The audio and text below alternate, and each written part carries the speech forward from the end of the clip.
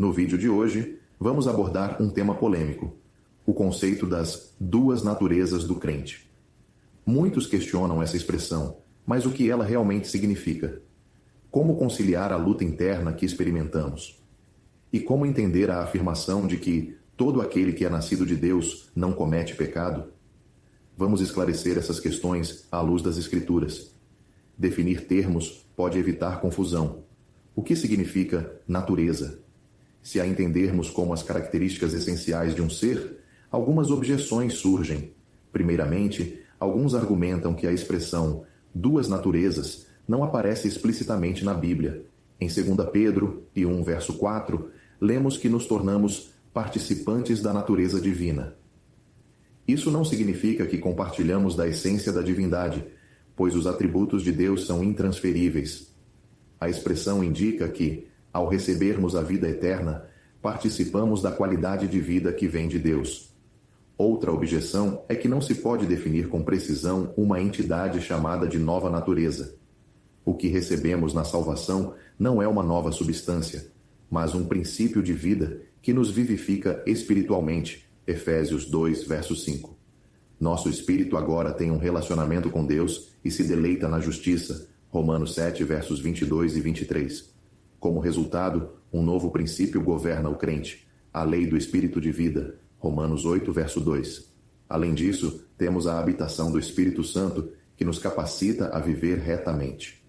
No Antigo Testamento, os crentes também podiam andar em retidão, mas a presença do Espírito Santo hoje é mais íntima e permanente, Romanos 8, verso 9. Uma terceira objeção é que a natureza define a identidade de um ser. O crente é identificado com o novo homem, Colossenses 3, verso 10, e não com o velho homem, Romanos 6, verso 6. Somos uma nova criação em Cristo, e isso nos caracteriza, 2 Coríntios 5, verso 17.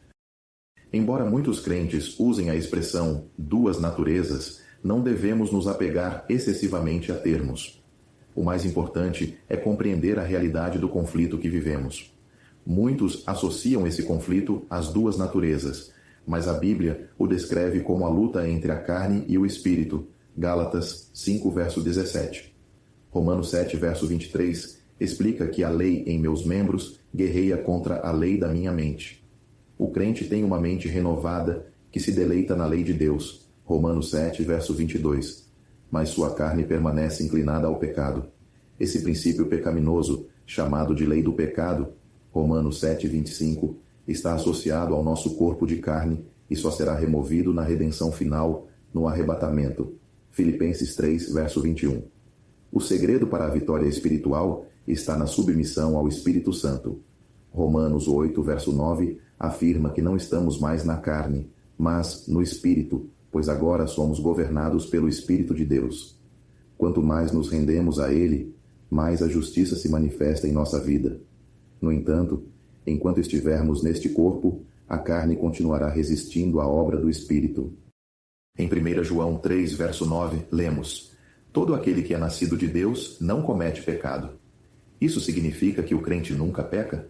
O contexto nos ajuda a entender que o verbo grego poieo indica uma ação contínua, ou seja, quem nasceu de Deus não vive em um padrão de pecado habitual. João refutava um falso ensino que separava o aspecto espiritual do físico, alegando que o comportamento corporal era irrelevante. Ele enfatiza que a vida do crente deve refletir o caráter de Deus.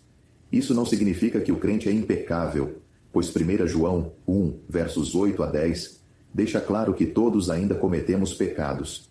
No entanto, o pecado não deve caracterizar a vida do crente, pois fomos regenerados para viver em santidade. O crente enfrenta um conflito real entre a carne e o espírito, mas a vitória é possível pelo poder do Espírito Santo.